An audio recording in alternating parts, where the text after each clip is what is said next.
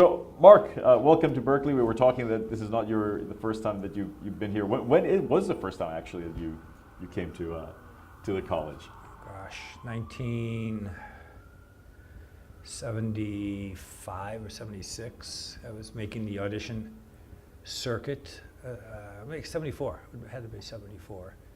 And I had played for Buddy Wright, one of the great clarinet players of all time. Who was principal in the Boston Symphony, and was kind of curious. I have a bunch of friends who were more into the jazz realm, and so I wanted to see Berkeley. I mean, I was.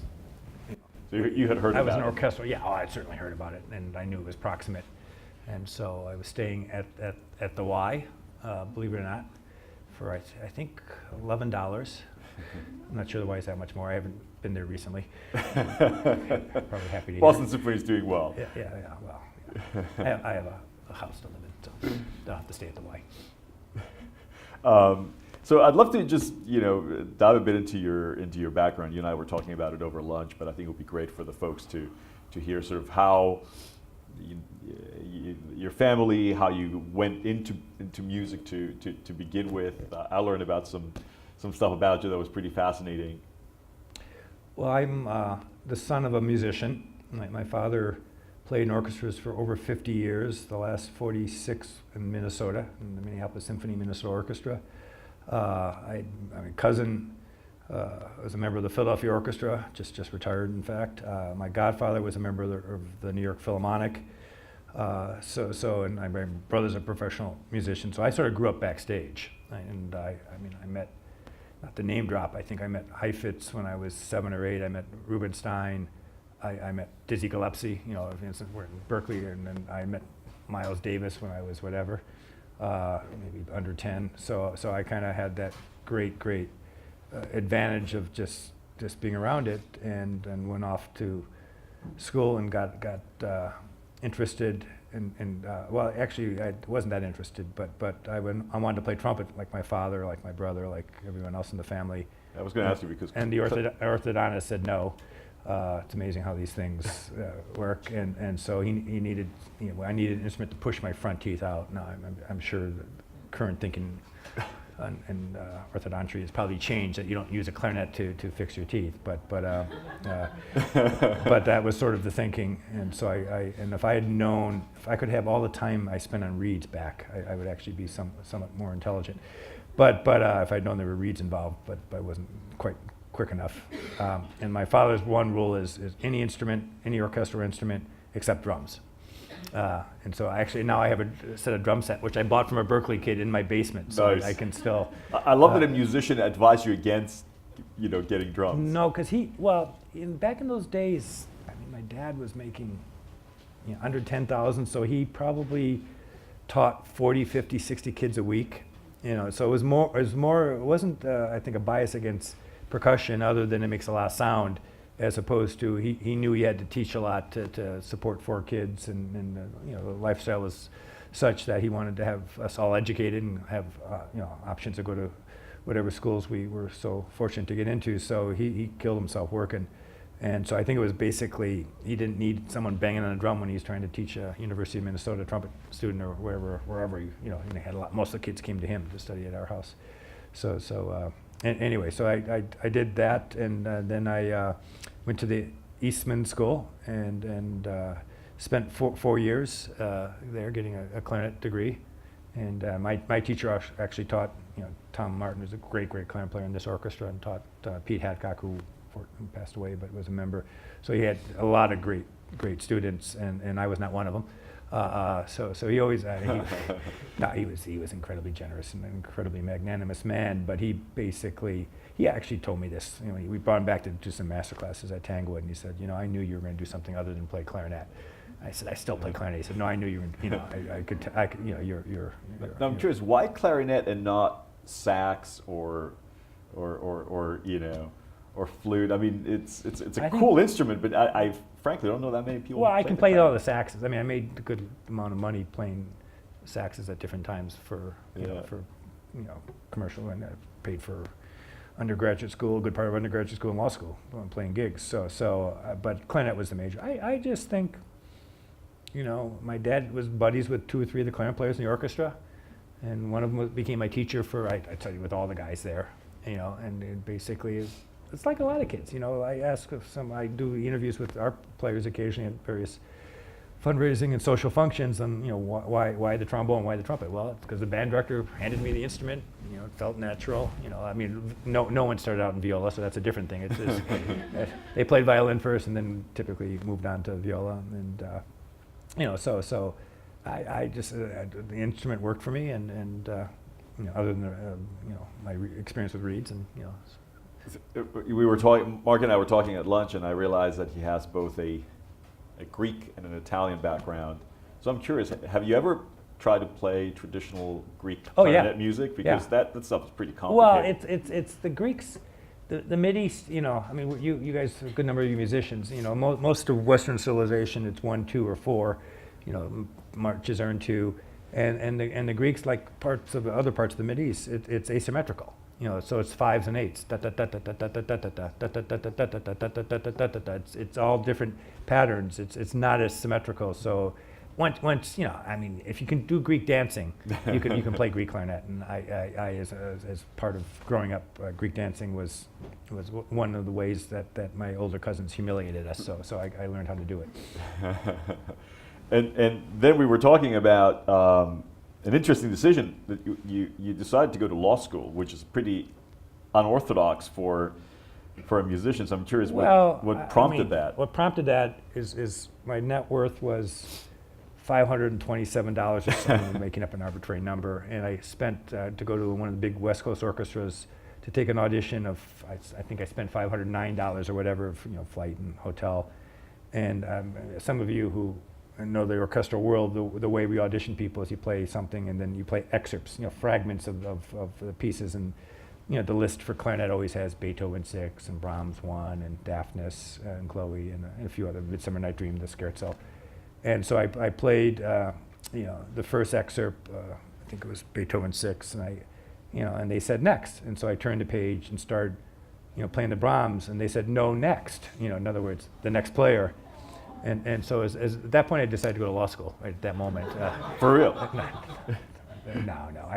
I frankly, beyond music, and then music is obviously the core of my professional life, and certainly beyond that.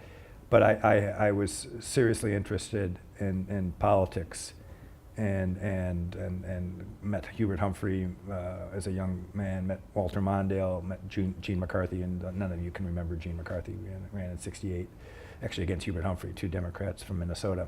And so lo and behold, I went to law school. My constitutional law professor was a guy named Walter Mondale, because he had just lost the vice presidency with Jimmy Carter in '80. And that's my first year. I went from Eastman to a year of grad school at Indiana, which is a big music school in terms of number of kids, and taught some kids there, and then in fact, one of my running jokes, to bore you for a moment, I ran, Walter Mondale was the big not to get into history, but I will for a moment.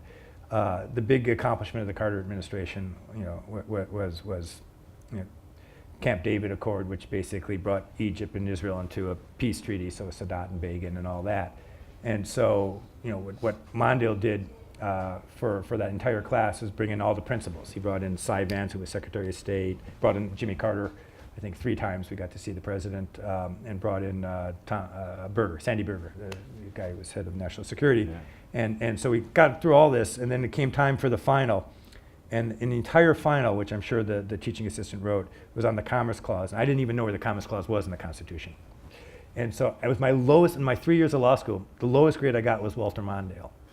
And so every time I would see Walter, and I saw Walter a lot at various things, and actually when I was one of the senior guys in the Minnesota Orchestra, he was on our board, his wife was on our board, so I saw him all the time. So every time I'd get into like a public thing, I would appeal my 1 grade, saying the lowest grade I got.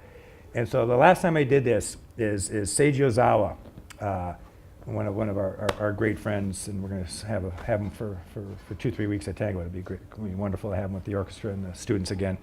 But he was given this incredible honor, highest civilian honor, along with Walter Mondale, who was Clinton's first ambassador to Japan. And it was right when Seiji got sick. So Seiji called me and said, can you accept this honor? They're going to do it in New York at the Hilton, the biggest ballroom in New York. And you have to go for me and accept it on behalf of me and the family. And so I get there. I didn't even know that Walter was the other honoree. And so we get there, and Walter takes the podium first and accepts the award and was incredibly gracious and funny, like Walter always is. And then came time for Seiji. And so I get up and speak on behalf of Seiji. And I see Walter, and he looks at me and goes, kind of baiting me. And so in front of 1,000 Japanese, and about 12 of them spoke English, I appealed my grade one more time. And actually it was on NHK, it was live Japanese television. and the translator didn't know what to make of it, because a lot of this thing didn't really translate. And Walter was laughing so hard he was choking on his soup. And Joan, and at that point Eleanor was still alive. And so it was basically, I had interest in politics, and God, thank God I didn't go that direction given what's going on in the world today. But I got through law school, and frankly, I considered a few big law firm jobs and had a few opportunities, and I just missed being around artists, just being around musicians. I grew up with musicians, and so I wrote to... What was the culture? I'm just curious, because some students, even in the audience, are thinking, I know in the music business side, they're actually interested in going to a law school. I'm just curious about the cultural differences between going from a music school to a law school, which is not always the most orthodox way of developing a career. I'll tell you, after spending 4 years with Stan Hasty, and I've said this to actually a board full of lawyers, and the focus and the concentration and the discipline and the routine and everything else, the abstractions of playing an instrument and the deductive reasoning, analytical reasoning, playing an instrument, and I don't mean to be disrespectful to any, and I don't think there are any lawyers in this room possibly. Law school was easy compared to Eastman. It was I actually was playing jobs, subbing in the orchestra, playing clarinet, and going to law school simultaneously, and top 20 law school. I went to the University of Minnesota. It's a pretty competitive law school, and compared to what it took. So I've said that to a few boards that have lawyers on them, and they kind of look at me like, oh. So because they all have horror stories. Anybody seen Paper Chase and and all that? But I found law. I didn't have any interest in being a lawyer. I never was going to practice law. I mean, once I saw that world, political or something else. But I mean, it's a fantastic education.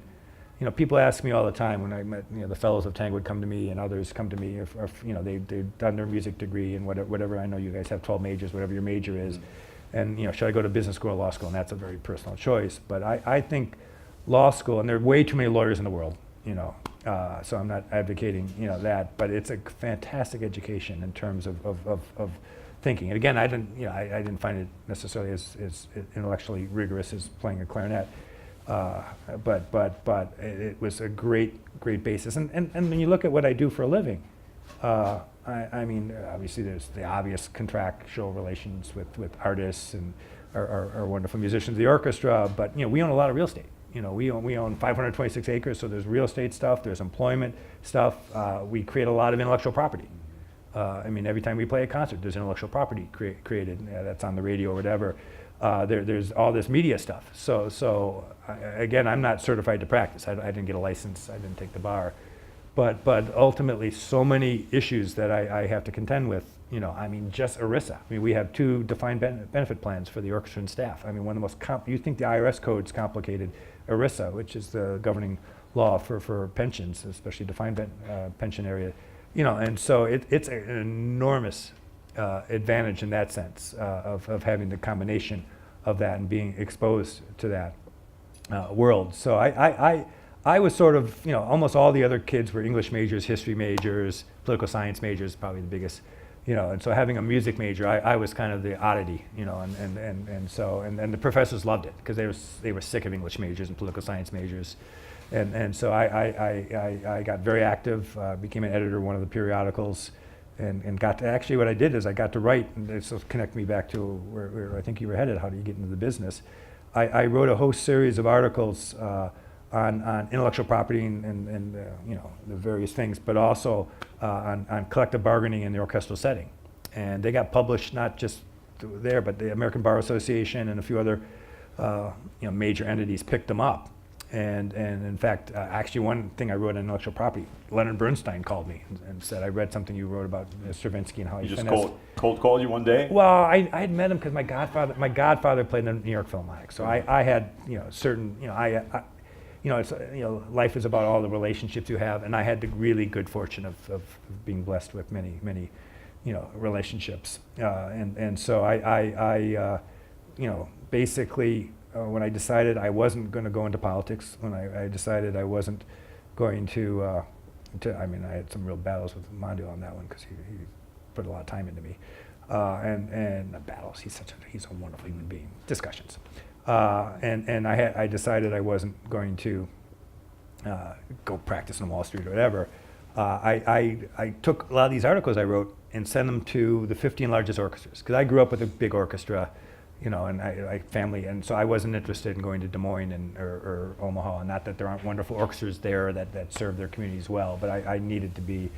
And so I had 3 offers right off the bat, and one was you had made up your mind that you wanted to work within an orchestra. Yeah, and I said, here's my background, here's my academic, here's transcript, all that stuff, and here's some articles on intellectual property, on labor stuff, on collective bargaining.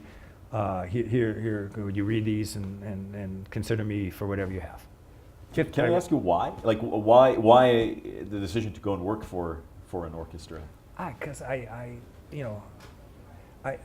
are 2 of us. Everyone else was going to interview and do judge, clerkships and all that stuff.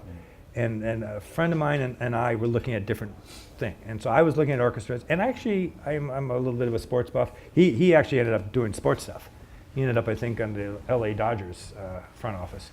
And so I considered that too. But then I realized I just was more comfortable with players and musicians. I knew that world.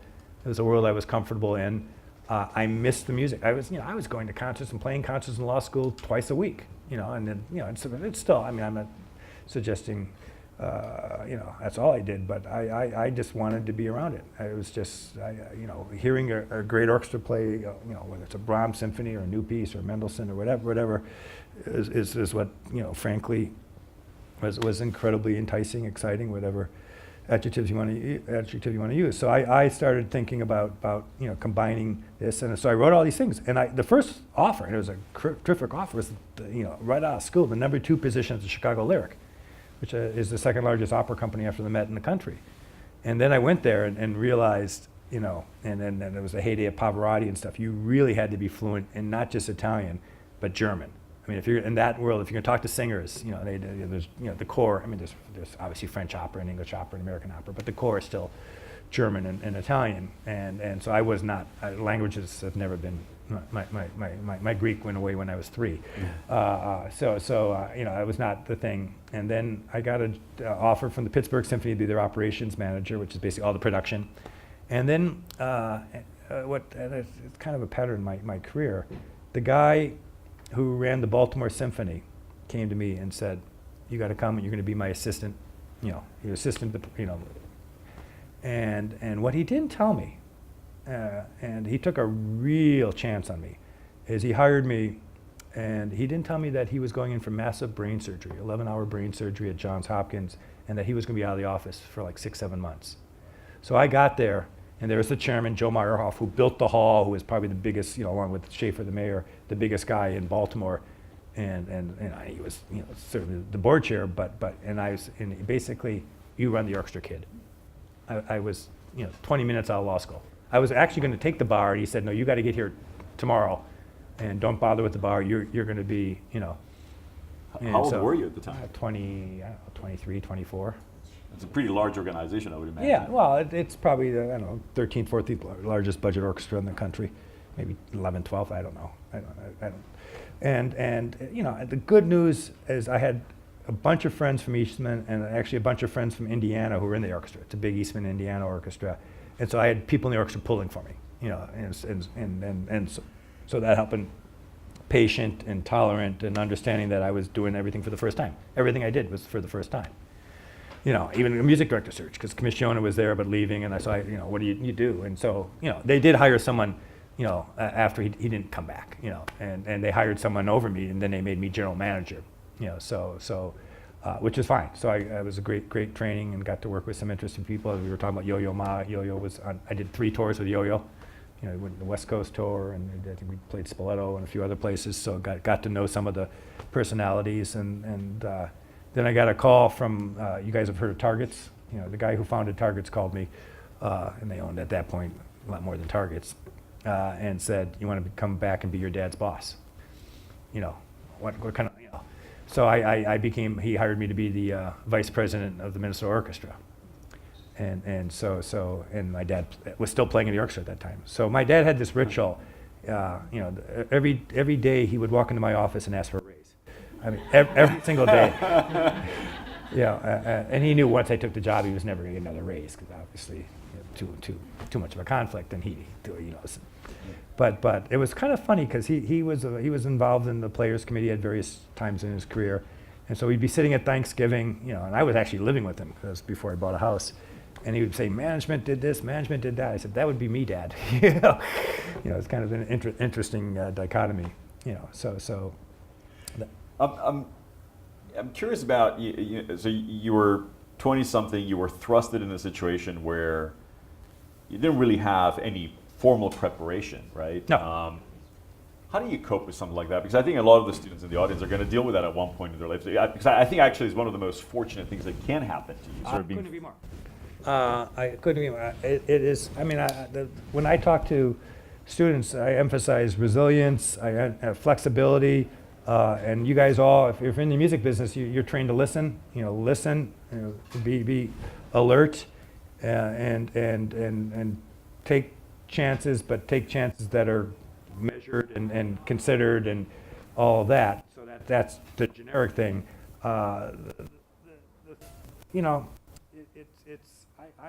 When people ask what business I'm in, our core competency is presenting one of the great orchestras in the universe, in concerts.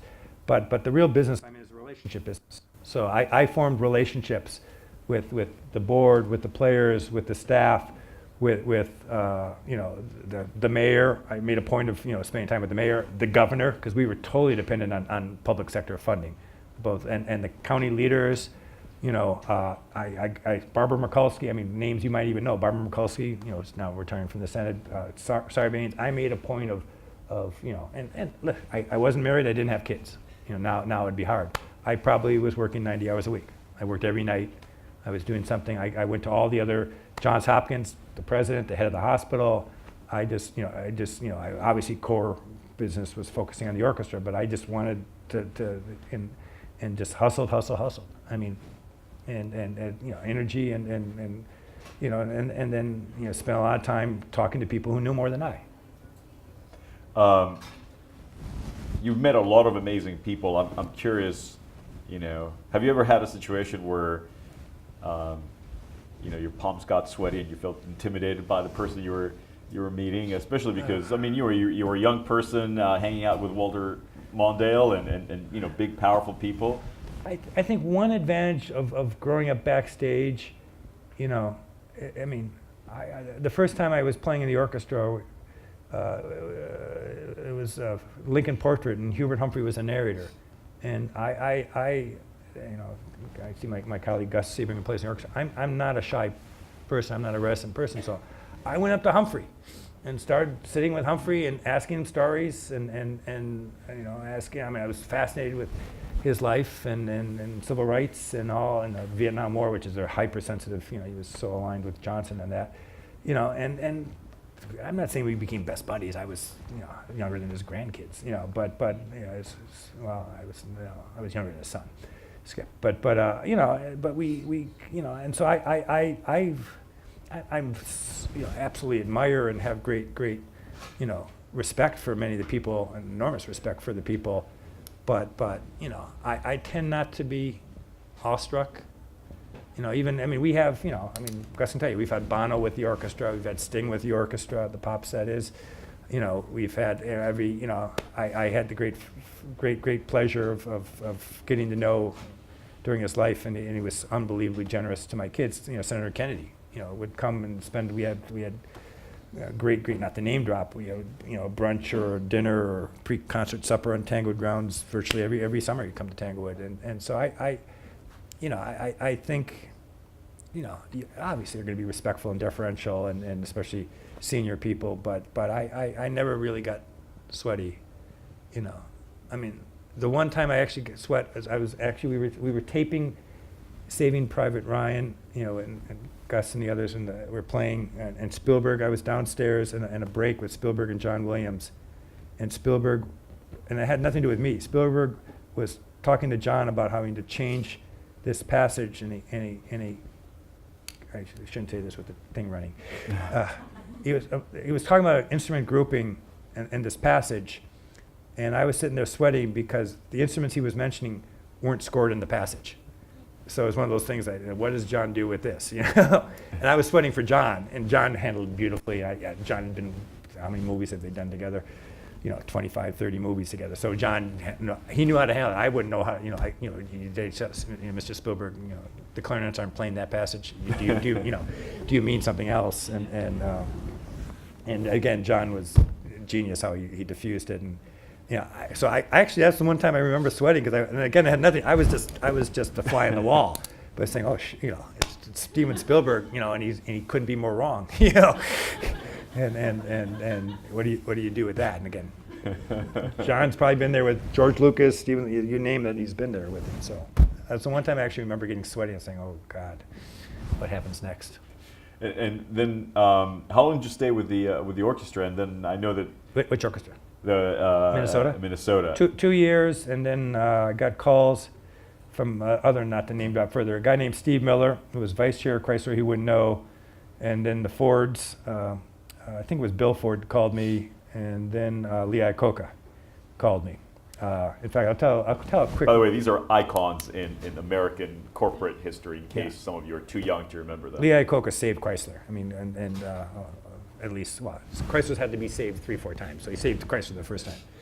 So I'll tell you, I get the Chrysler job. I get the Detroit job, and I go see Lee, and Lee's time for civic things was like 7 o'clock in the morning to 8:30, and so I get there, and I'm seeing Steve Miller and Lee, and I drive in my law school car, which was a Honda Accord. That's Honda, as in Japanese.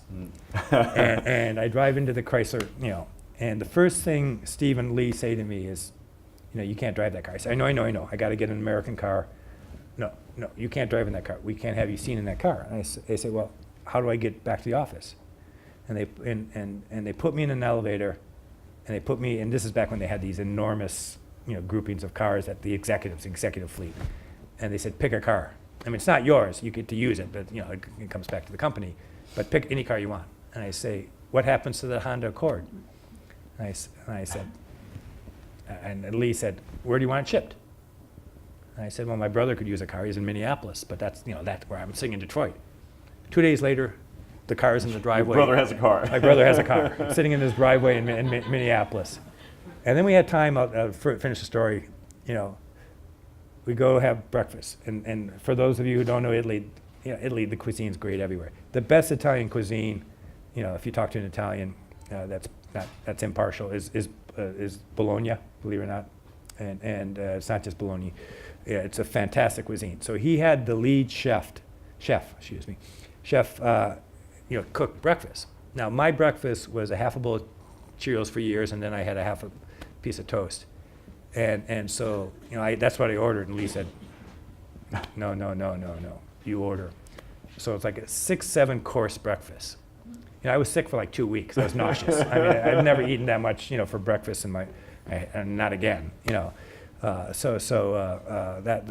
was kind of the car companies, obviously post 2008, 2009 have rethought their position in society. But even then they thought, there was an expression, anybody remembers Eisenhower, president, as General Motors goes, so goes the United States. Those auto guys really believe that. They were larger than life. Any of you guys remember the movie Roger and Me? Of course. I yeah, do. Yeah. Roger and me, that is a true story. Every time I had to go see the chairman of General Motors, it took you like 45 minutes to clear security. I mean, there's security.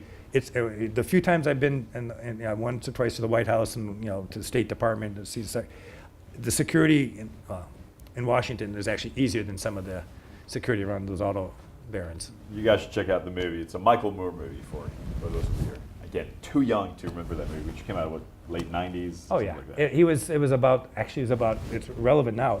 It's about plants closing in Flint and a few towns. You guys are watching the water fiasco in Flint, and and part of what happened is GM pulled out a lot of those towns and Pontiac and Flint, and the towns just implode. And I won't get too political about that, but so he basically was going to the premises. He was going to the chairman of General Motors and saying, "What are you going to do to help Flint?" And of course, he never got there. But he filmed the whole thing. Yeah. Yeah. And so you stayed in Detroit for how many years before you got the call to come to Boston? 7 years, and it was a it's what I really wasn't an orchestra manager in Detroit. We were talking about this at lunch. We did $250 million development around the hall. We built a office building that was the headquarters of the Detroit Medical Center, which is their version of Homewood. I mean, we built a 1,000-car deck. We built a performing arts high school. We got a $100 million bond issue through the city. We expanded the hall, but we bought 23 acres in the crack corridor in Detroit for the back tax liability. The property had no value, so we bought 23 acres in Detroit for about $210,000. You know what 23 acres in Boston would cost? We bought the bank building. It's a matter of public record to tie up our thing. And that little parcel where the bank is and the little parking there is $5 million. 23 acres in Boston would be, several hundred million, if not close to $1 billion. But in Detroit, Detroit's all about urban renewal, and we took a plunge. And so I was basically, a guy, working with the mayor and working with a few other very senior, families in Detroit trying to salvage. And so it was fascinating work. I mean, the orchestra was very good, and Amy Yarvey was a great partner and all that, but it was fascinating on many levels. And so the first time I got the call here, we were talking about this again at lunch, was the board chair, and I declined. I said, I got too much, I know it's the greatest orchestra in the world, and it is, but I got too much going on, I'm too involved. And then they knew how to work me, because then they had Yo-Yo starting to call me. And Yo-Yo, called like twice a day, 3 times, calling my wife, who's known for 15 years. And This then is mid-90s, more or less? Yeah, 97 I came here, okay. So 96 it started. And because my predecessor had this very tragic heart episode and survived it, but couldn't continue in his job. And so Yo-Yo is a great friend of the Boston Symphony, a great personal friend, but he's close enough in age where I can actually kind of say, no, Yo-Yo, I got. And then what he got smart is he had Isaac Stern call me, and Isaac, who's the giant, saved Carnegie Hall, was part of helped save Israel, along with many others, so Isaac, since we're a family audience, he said, "Are you effing crazy? It's the Boston Symphony. You're taking the job, Mark." So then I went to interviewed, was offered the job. So you pack up your stuff, move to Boston. I'd like to. I stopped in Niagara Falls on the way. I wanted to see that because it's sort of in between. So yeah. Love to get a sense of Boston Symphony then, and then Boston Symphony now. I mean, a lot of people may not be aware also of all the different multiple facets that the symphony has. It goes beyond obviously Symphony Hall, but well, yeah. I mean, and beyond the call from Isaac. What else? I mean, there must have been something there about the job that sort of moved you to do it. It is by far, if you want to make a difference in life, and in terms of making a difference, no orchestra makes a difference in the world like the Boston Symphony. And it's the gestalt of the Boston Symphony and this great hall we have in Boston, and everything, and it starts with this incredible collection of musicians, but then you have the Pops, which is, frankly, the best-known orchestra. I mean, the Boston Symphony is an international brand. You go to Kuala Lumpur, you go to Lima, Peru, you go to, Prague, Czech Republic. No one's, New England Patriot is someone who was from New England who's a patriot. They've never even heard of American football or have no use for it. And likewise with Boston Bruins, they've heard of the Boston Symphony. But the Boston Pops, it's certainly known a little bit in Japan because of John Williams and touring, and a little bit a few other places. But it's a real domestic brand, and it is probably the best known orchestra in America. So you have that, and then what makes us absolutely unique, and it's almost a spiritual dimension if you talk to people like John Williams, is Tanglewood. And so you have this incredible festival, with the Boston Symphony as the core, and then a lot of things around that, chamber music and recitals and pop music and jazz and all of that. But then you have this incredible music center where the next generation of musicians from all over the globe are trained, and people. I mean, you look at the conductors. For those of you who know a little bit about classical music, the first class had Lenny Bernstein in it. Lauren Mazel, Christoph Ondakiani, Claudio Bala, Zubin Mehta, Seiji Ozawa. All Burt Bacharach, Wynton Marsalis. All were fellows at the school at different times, and so this school it's fantastic for the orchestra. It's fantastic for us, and they're all people your age. Remember what it was like to be young and have very little cynicism, and it comes with professional tenure and all that. So it is. So that combination makes this thing, in terms of having an impact. We take 155 fellows, and a good, I think about 55-60% of the orchestra were fellows of the Boston Symphony, but we're only hiring maybe two, a good year, 3 players, sometimes no players in a year. So we're training musicians for the rest of the world. And those 155 fellows go, a good number. We did a survey, because last year was the 75th anniversary of the school, that of the top 10 orchestras, budget-wise, I won't get into subjective measurement, 29% of the players were trained by the Boston Symphony and Tanglewood. They also went to Juilliard or Yale or New England Conservatory somewhere else, or possibly Berkeley. But they had that Tanglewood summer experience. It's not we don't give degrees or anything. It's a summer program, supplements, and so listen, if I were gonna stay in the business, I've had the good fortune of being recruited by many other orchestras in New York and Chicago and other places, and there's no place to go from Boston if you're going to stay in the orchestra business.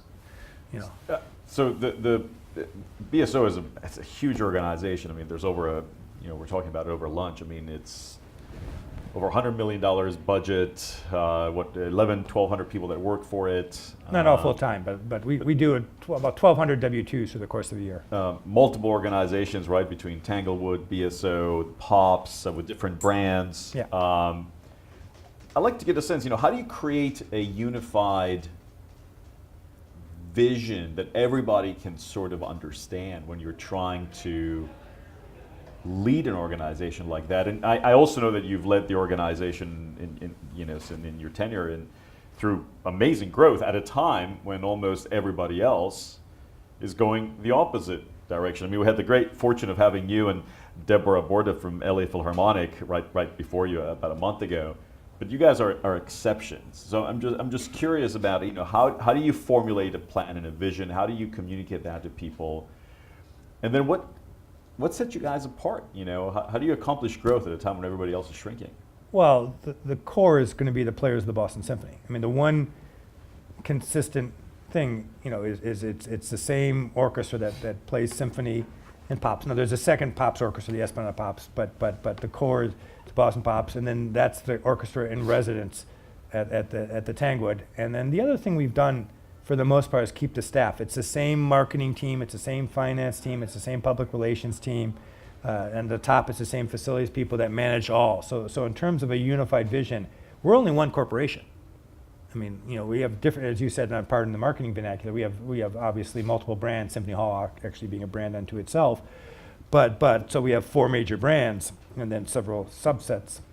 But in terms of a unified vision, it's basically communication. It's basically relationships.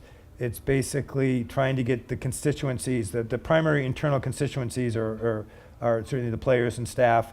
And fiduciaries, the trustees. And so we've been very active and proactive in having opportunities where the players and the board members, whether it's tours or whether it's dinners or something, putting them together so that you don't get into a class dynamic. In a lot of orchestras, you read my old orchestra in Minnesota, which went through an 18-month work stoppage. It was a class war.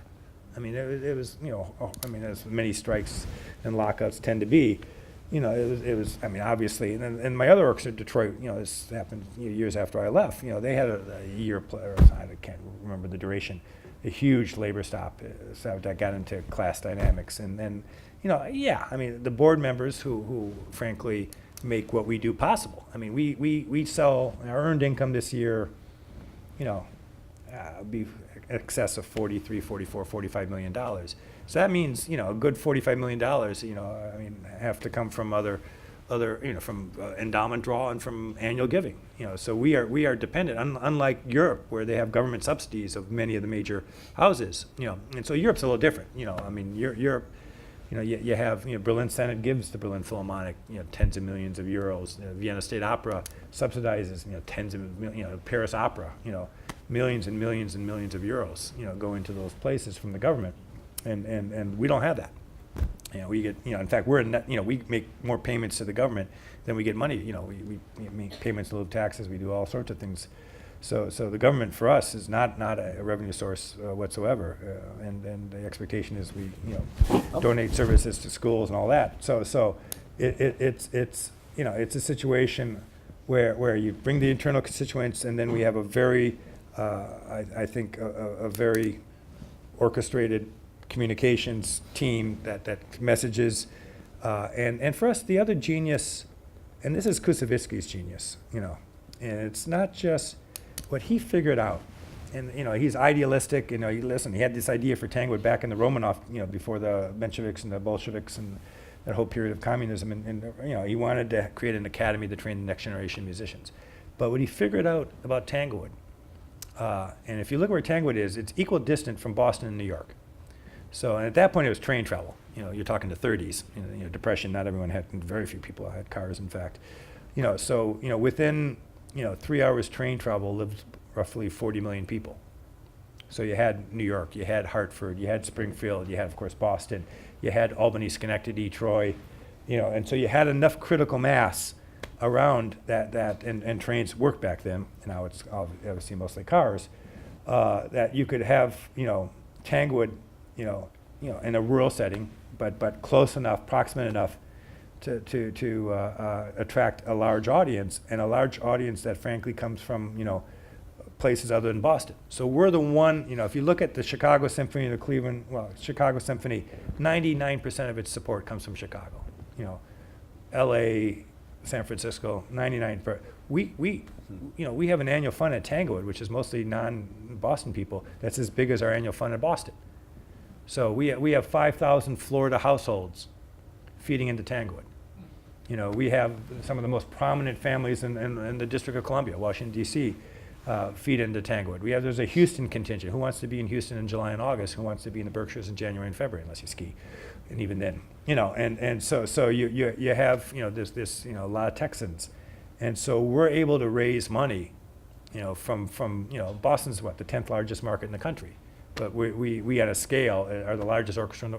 We're bigger than we're probably twice as big as the New York Philharmonic. New York Philharmonic, great orchestra, just named a new music director. They don't even own a hall. They own maybe a piano or two, and that's about it. You look at we own the Symphony Hall, we own the adjacent building, we own the bank building, we own 526 acres, we own 80 buildings. And it's a blessing and a curse. The blessing is you have this incredible possibility of whether it's pedagogy at Tanglewood or presentation of great art. And Tanglewood Symphony Hall. The curse is you got to maintain. Or maintain it. We have a we have a college campus, and so we have expenses that no other orchestra. The school alone is $3-4 million. The physical plant every year just operating, forget capital, operating $6-7 million. So we have $10-11 million in expenses no one else has. So that's why the scaling is different for the Boston Symphony. You were talking about a bit of the difference between Europe and the U.S. And, I experienced this in my years as a jazz agent, and then later in running my company. That even the big festivals in Europe get a lot of money from the government, and of course, correspondingly here we have a fairly large philanthropic scene that doesn't really exist in Europe. If you had a choice between the two models, what would you choose? And then my other question is, do you feel that because in the States musicians of all kinds I think, have to go out there and earn what they get in most ways, right?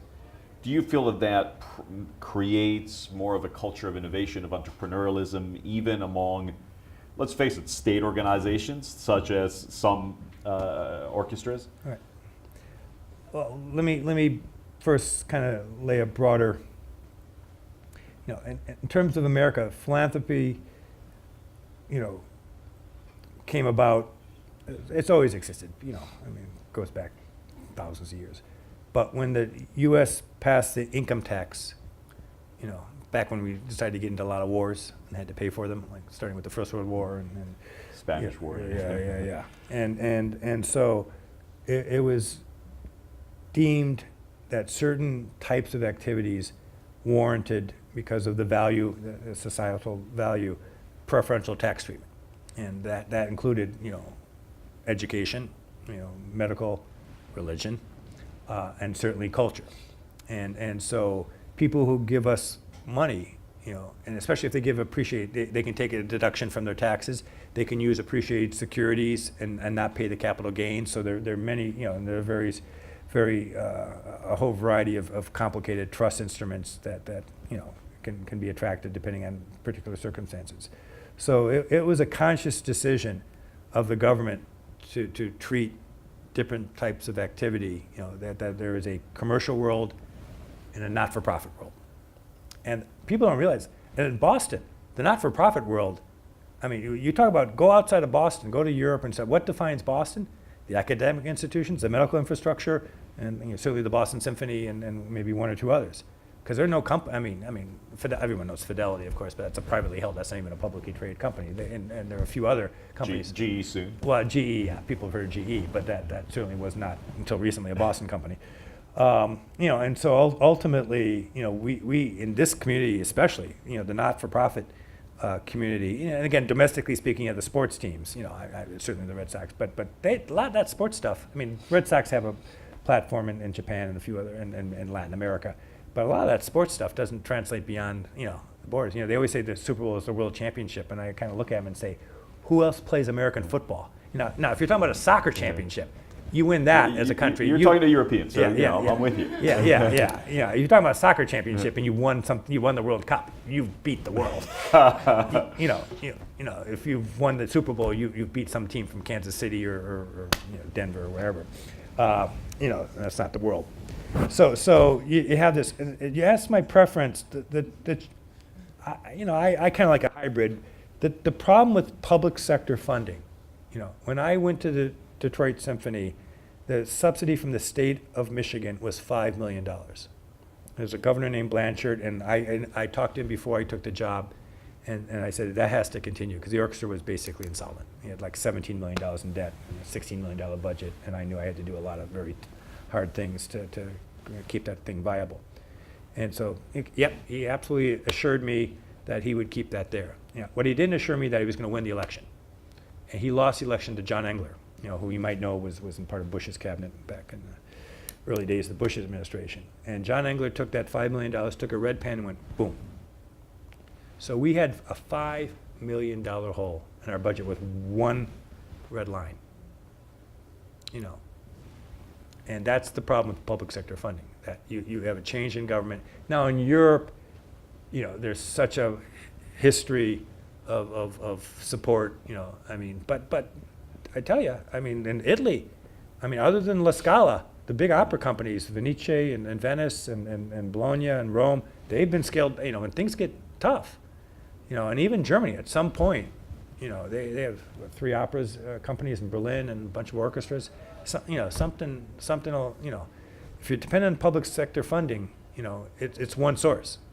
One of the things about us, we have any given year between 9,000 and 10,000 people contribute to the Boston Symphony. And some, give what they can give. Some could be $75, and for those people, it's an incredibly generous gift, and boy, are we grateful. And other people have capacity and do whatever they can do. And so, but we're not dependent. That's the other genius of actually Fiedler and Kusevitsky is we have 3 revenue streams, and frankly, the Symphony Hall revenue is actually now almost as big as the others. If you look at that hall, certainly everyone thinks the Hall Symphony pops, but that hall, Celebrity Series, Handel and Haydn, the Speaker Series, they sell out 7 things. I mean, the BUs of the world rent it. I mean, the world music rents it.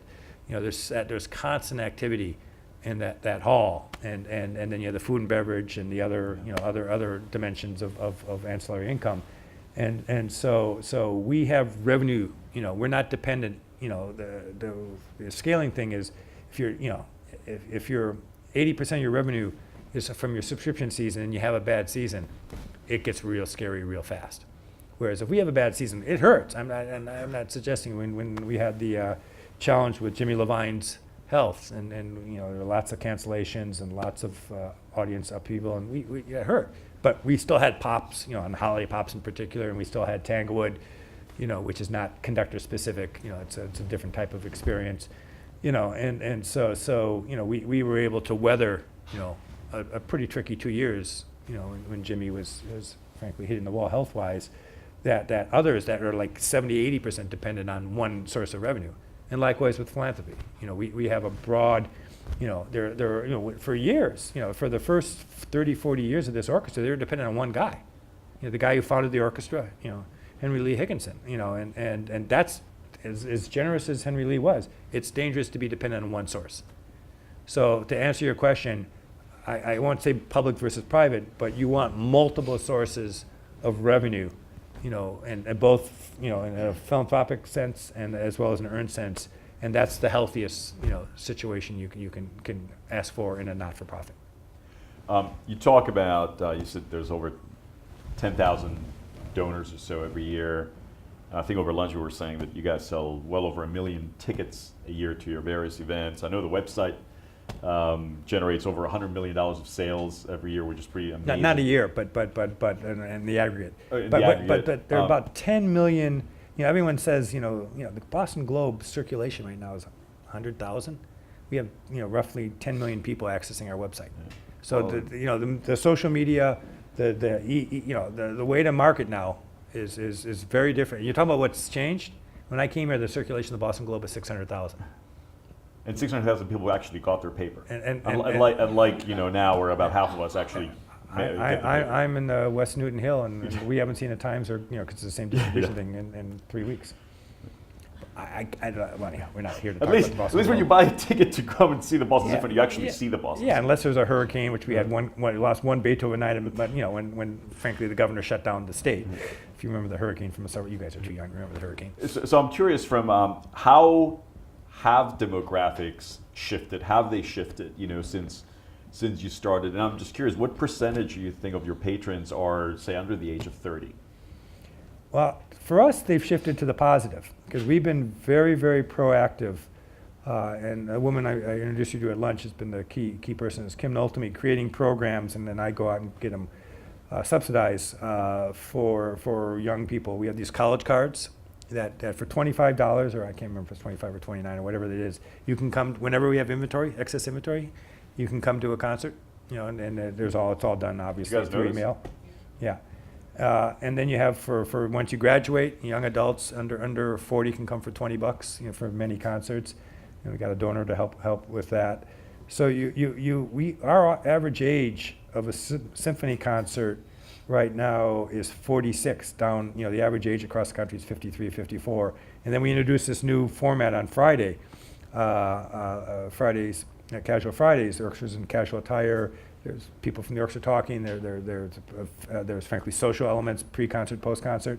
And the average age of that Friday, we've only just started, the average age is 37. So that means for everybody who's 47, there's someone who's 27, so you can do the math. So we've been very, very, especially in a city with this incredible concentration of talented college-age kids, we've been very, very proactive, and a lot of young adults as well, of trying to address the price barrier.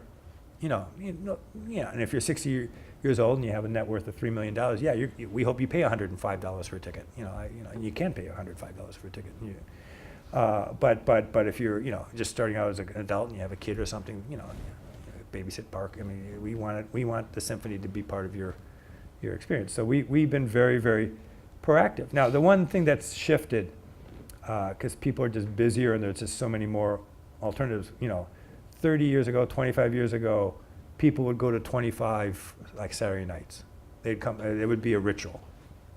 And now, people who subscribe, the average subscription is maybe 6 concerts. They'll come every 5 or 6 weeks, do a concert, because they have so many other interests and so many other activities. So that part, the downside of that is you have to spend more money marketing. The upside of it is, at one point there were like 6,000 or 7,000 households feeding into the symphony season because they'd buy all the tickets. And now I think we have 47, 48,000. That's just Boston Symphony. That doesn't count the Pops or Tanglewood. 47,000 households coming to the Boston Symphony. So many more households, many more people are being touched by the symphony, but you don't have people coming 25. I mean, there are a few, but that number is a couple hundred, whereas it used to be several thousand. And that has, in my tenure in the business, that has been, that and what's happened in media. When I got into this business, the media companies of consequence, and we still have relationships. Sony, BMG, they're now one company. We were talking about this, the Universal labels, which is the Philips, Decca, Deutsche Grammophon, which we have a partnership with, and it goes. You had EMI and you had other major media companies, and Warner. But now, what are the big media companies? They're not only the big media companies; they're the biggest companies in the world. The number one media company is Apple, the biggest company by far in the world. The number 2 media company is Google, the second biggest company in terms of capitalization in the world. And then Amazon's probably you're not the 3rd biggest company, but your 3rd biggest media company.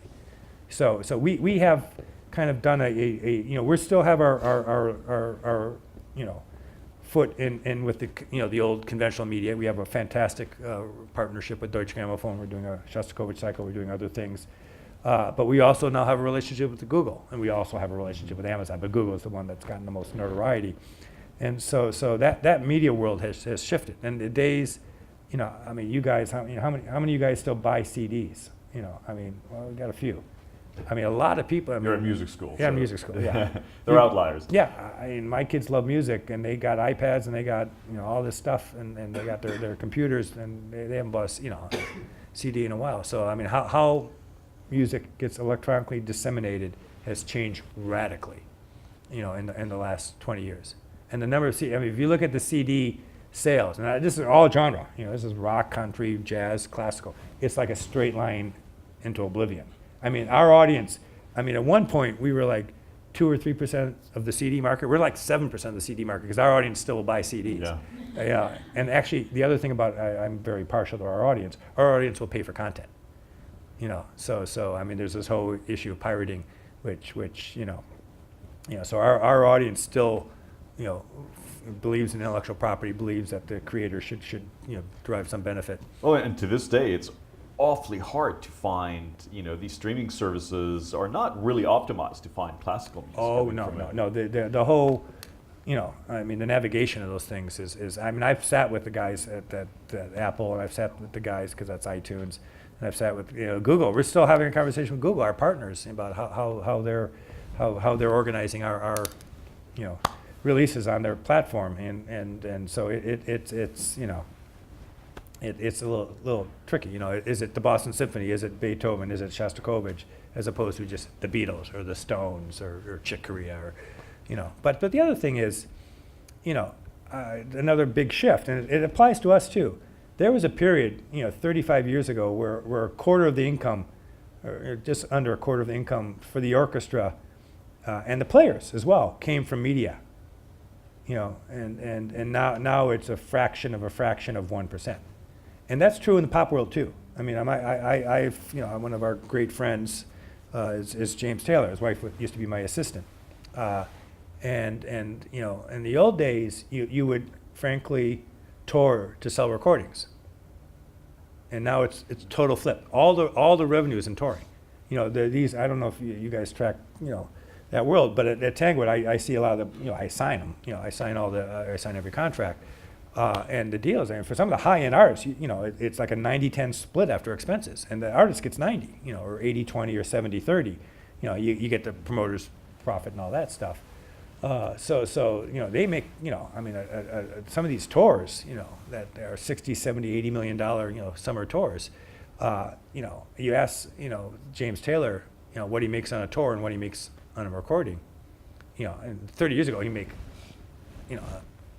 a fabulous, and deservedly so. He made some great recordings. A fabulous amount of money on recording. Those days are over. The money's in touring. The money's in what we use media more and more for is to promote and to drive people to the live experience. You guys do a fair amount of touring yourselves. Yeah, we tour not so much to make money. We make money in Asia. We don't make money in Europe because of the economics.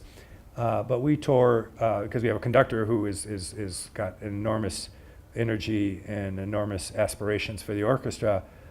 We also institutionally tour because, as I said before, we're one of the orchestras that has an international profile, and we take the good name of Boston all over the world. We've in the last 18, 19 months, we've been in Shanghai, Beijing, Guangzhou, Tokyo, Berlin, Paris, La Scala and Milan, Lucerne Festival, what else?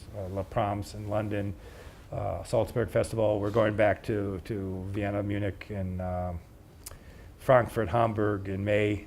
So with Andres, we're going to have major tours, basically every year, and again, Europe, Asia. I'd love to go to other places. The problem with Australia is just too damn far away. The orchestra played in Australia in 1960. The orchestra played in South America, 96, 95, Gus, somewhere right before I got here, South America. South America is tricky. It used to be you couldn't, go to certain cities in South America, but you could go play Caracas, you could go play, and now you can't, you had Deborah Borda here. When Deborah Borda goes to see Dudamel in his hometown, Caracas, she gets taken, security takes her to the hotel. She stays in the hotel. She never leaves the hotel. She doesn't get, Dudamel comes to her. You don't put an orchestra in that environment. That's how scary Caracas can get.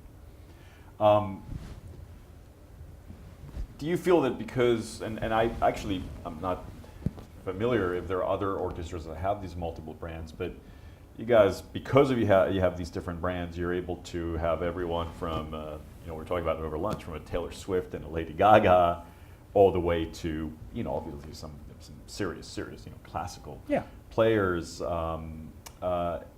Do you feel that flexibility is ultimately the key to your success and to your ability to continuously broaden the demographic you're reaching beyond just the pricing strategy you've implemented? Well, yeah. Part of what I position the orchestra doing is you look at Tanglewood, you got basically the James comes every year, but every year you mentioned Lady Gaga, and 2-3 years ago it was Taylor Swift. This year we have Pete Wilson doing his thing, and we have a bunch of things I can't announce because we haven't publicly announced it yet in Labor Day weekend, and so ultimately, you have that, you have the Pops, you have family and youth concerts. So we have an incredibly broad audience, and even the Pops. I mentioned Bono and who else did I mention? I mentioned Sting. We just it's not public yet, but when do you put this online? It's going to take a while. The goal is somewhere there. Yeah, we just booked Mandy Patinkin. If you like song and dance or you like Homeland, so there's always every year. That's Saul from Homeland, for those of you who are not familiar. I'm not sure if the audience actually knows that. He's one of the great song and dance guys. He was Broadway, star. Now he's, major. So but that's I don't mean to pick on one. So part of what we say is we have something for basically everybody. And especially at Tanglewood, where, the orchestra, the core 8 weeks is Boston Symphony, Boston Pops, and John Williams Film Night, and all that. And then, but on the shoulders, we've done everything that you can imagine, with the exception of we've had Dylan. We're trying to have Dylan again. Not that he's a legend, but we have younger acts for occasional. We've done Guster, we've done Train. Train's not a younger act, but So it's part of the success is that and part of the broad audience we're fortunate to have is that we have.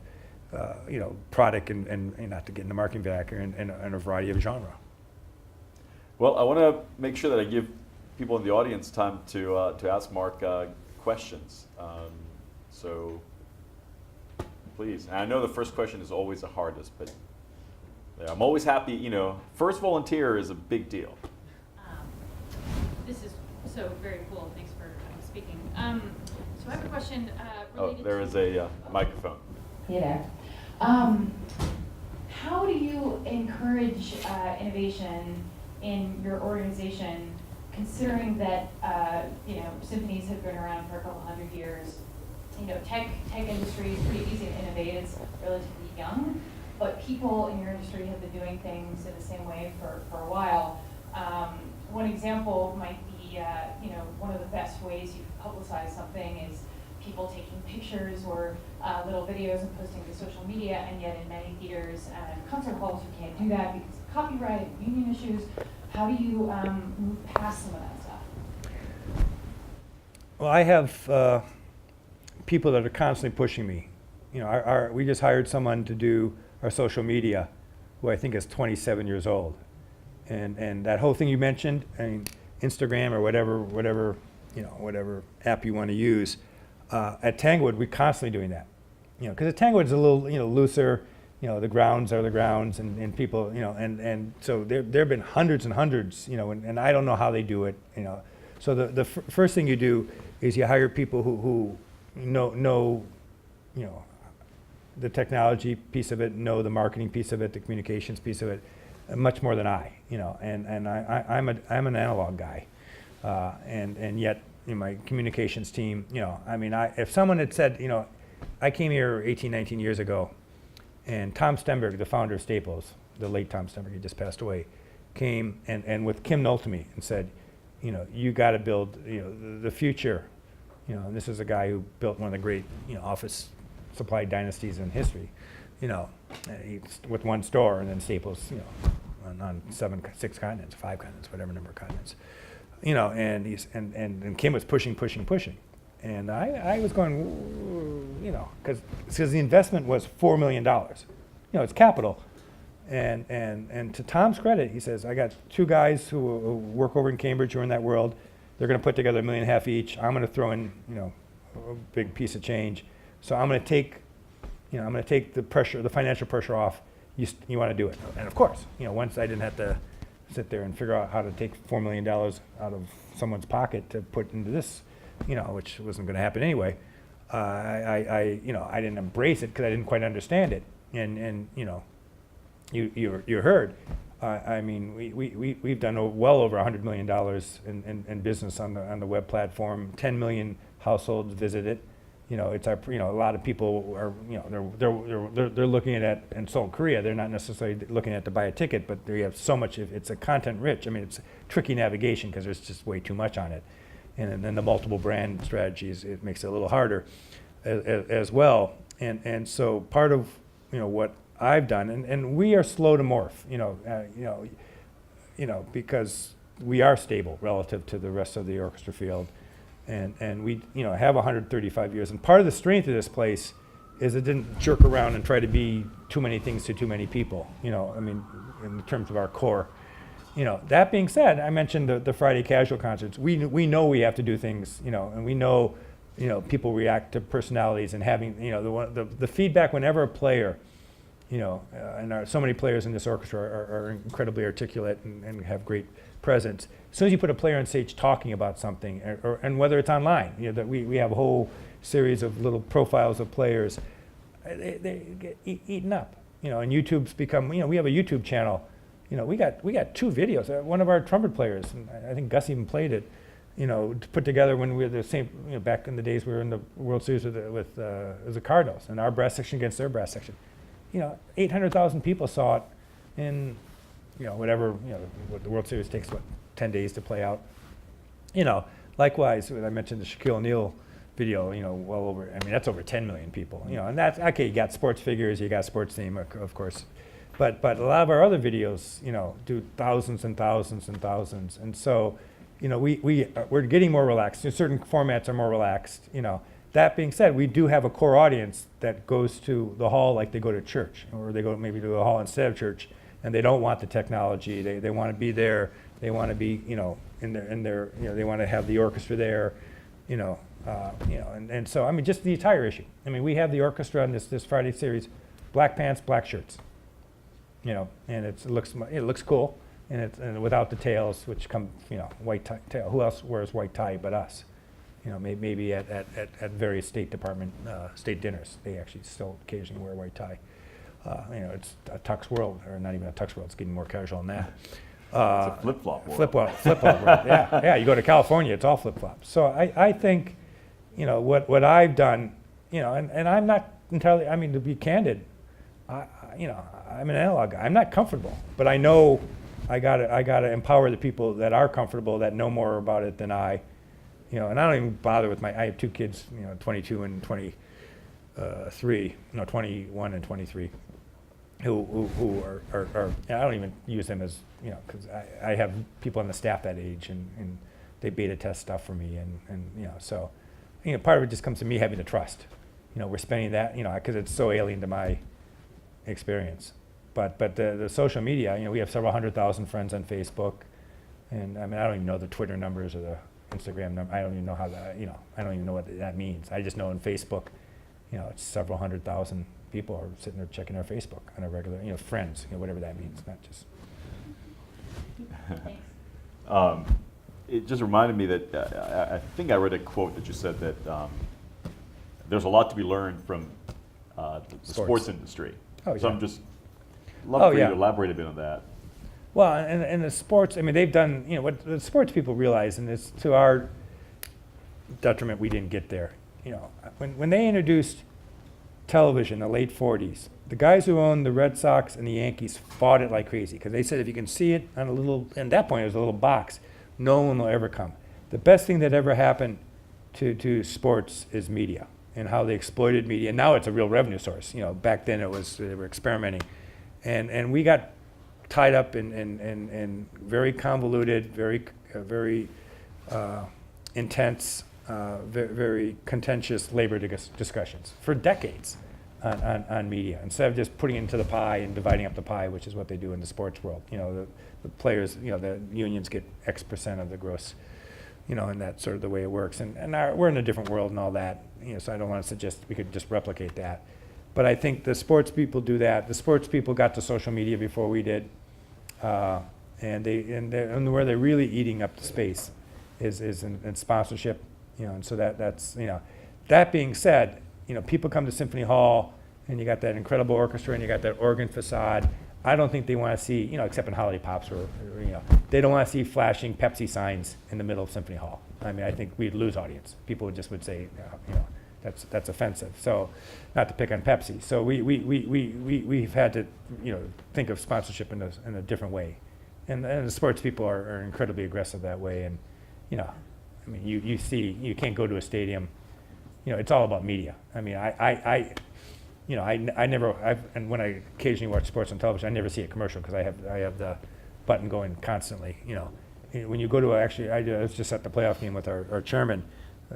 You know, and I actually had Andres, and he couldn't figure out why they were these 4-minute breaks, these 5-minute breaks. You know, not even halftime, and they're running 4 minutes of TV commercials. You know, they're selling beer.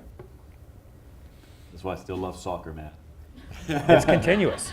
That's why the American television networks had real trouble trying to figure out now with cable and other stuff. Yeah, NBC cracked that. And yeah, they got there. But for a while, because we're, you know, you have innings in baseball, you have whistle blowing, and certainly and basketball and hockey, and then soccer. You know, the beautiful game is continuous. The beautiful game. But look at all the jerseys. You know. Oh yeah, Arsenal. That's my team, by the way. I knew that. Any other questions?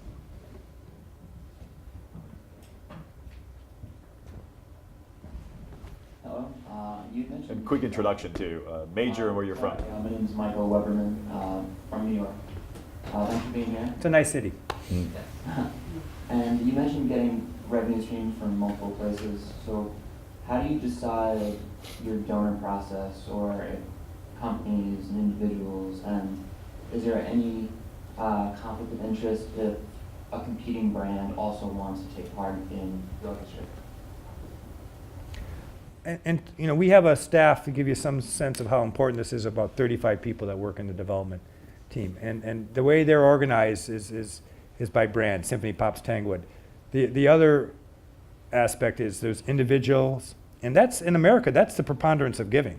I mean, corporate giving, you know, whatever the discipline, whatever the function is way down. I mean, you know, in the old days, corporations were run by local guys who hung out, you know, at the local clubs, and so all the banks, all the utilities, all the insurance companies, and they were incredibly, in Minneapolis, there was a 5% club. They all gave 5% pre-tax profits. You know, it could be for the social service, the arts, you know, the medical world, the educational infrastructure. And those days are over, because all these kind of, with the incredible merger acquisition, with the consolidation, all that's gone, and they're very aggressive institutional shareholders, pension funds, mutual funds, all that are putting enormous pressure. So corporate philanthropy is a fraction of what it once was. Now foundations are different, because foundations, you know, the law mandates they give 5% of their corpus away. You know, they're supposed to make 8-9% and then give 5% away. And so we have people that specialize in foundations, people that specialize in Detroit, we had people specialize in government, because that was people that specialize in foundations, people that specialize in corporate giving, and people that specialize in individual giving, and individual high-end giving, individual mid-level giving. So it's like everything else in the world, it's a niche business. So you have specialties within that. And so that's how you know, it's organized, and then by brand.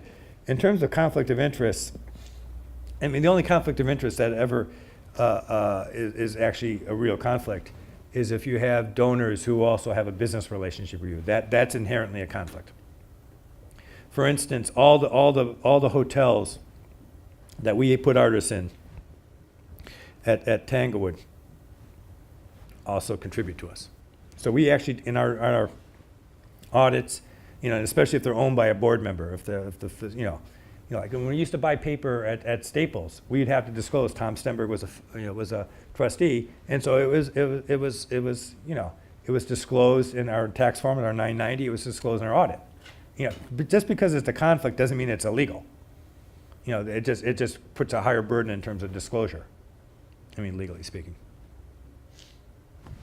More questions, Will? Did you have one? Hello, Will from Burlington, Vermont. Thank you for chatting with us today.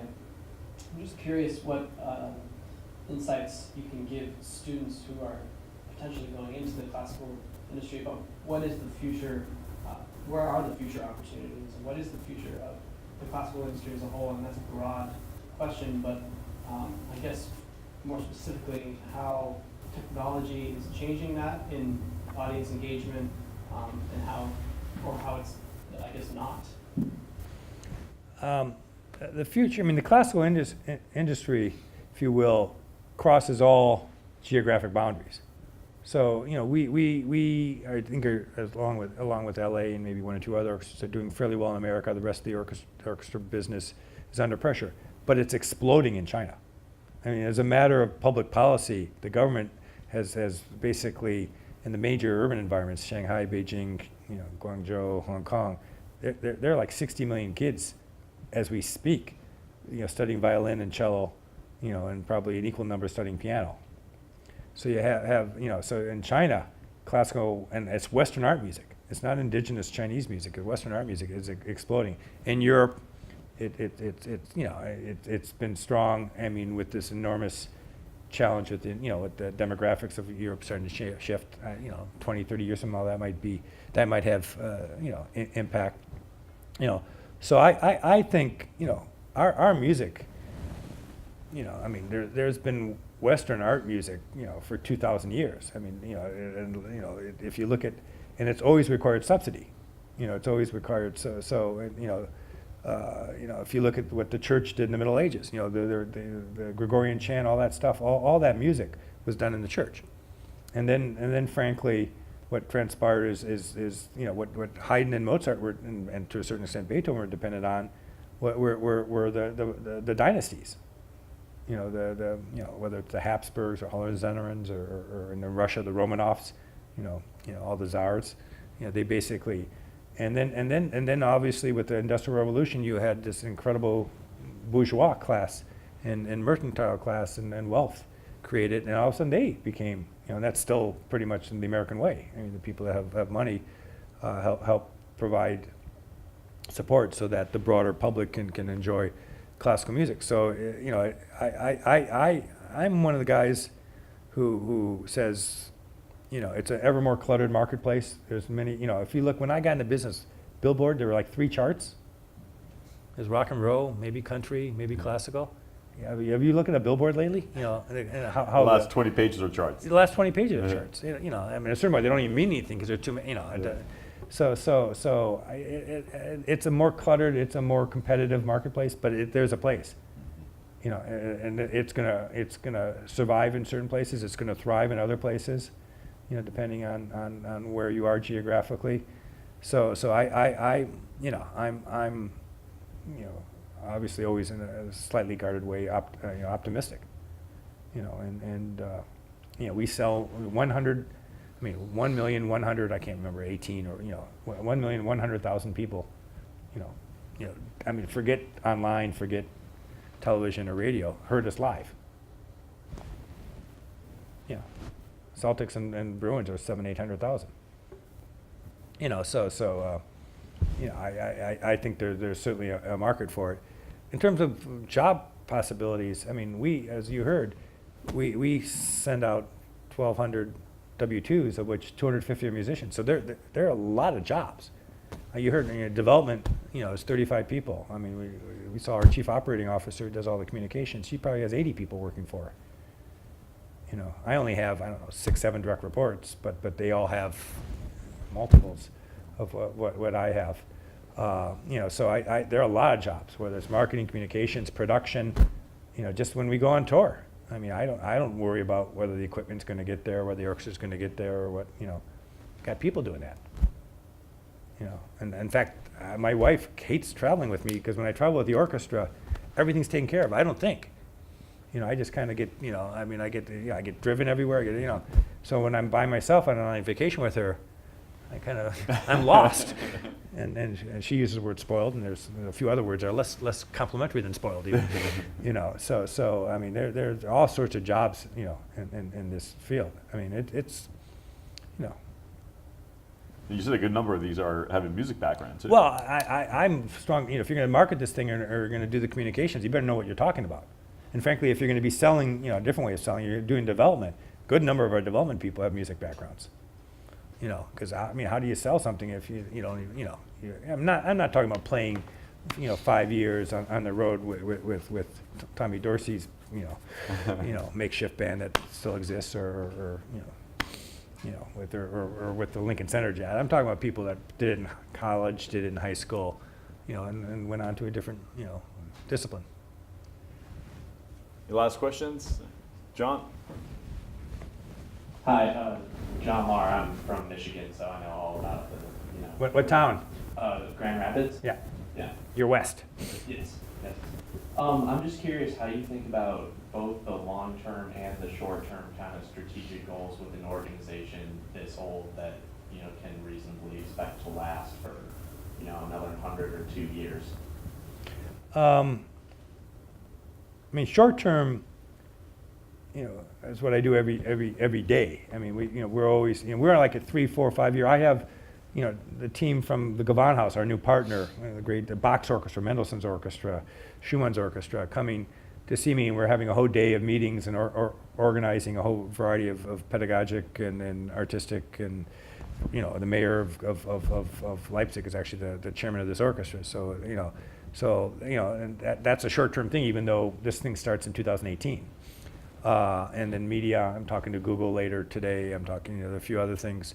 So that in terms of short-term, I would say we have an annual fund. We have to raise $22-23 million every year for the annual fund. Long-term, what I got to focus on, and we were talking about how much time I spend on this, and it's roughly a quarter of my time. I'm trying to get 7-figure gifts to put into our endowment, so that we grow this endowment and we take a 5% draw on that. So when I came here, the endowment was 150, 160, and now it's 460. So that there's a draw and steady source of income that they don't have to go sit there and raise every year And so building that endowment is the long-term play. Okay, well, we need to give Mark some time to go to his next meeting, but I know some of you may want to go and come and say a quick hi. But join me and thank Mark for spending his time with us. Thank you very much, Mark. Thank you.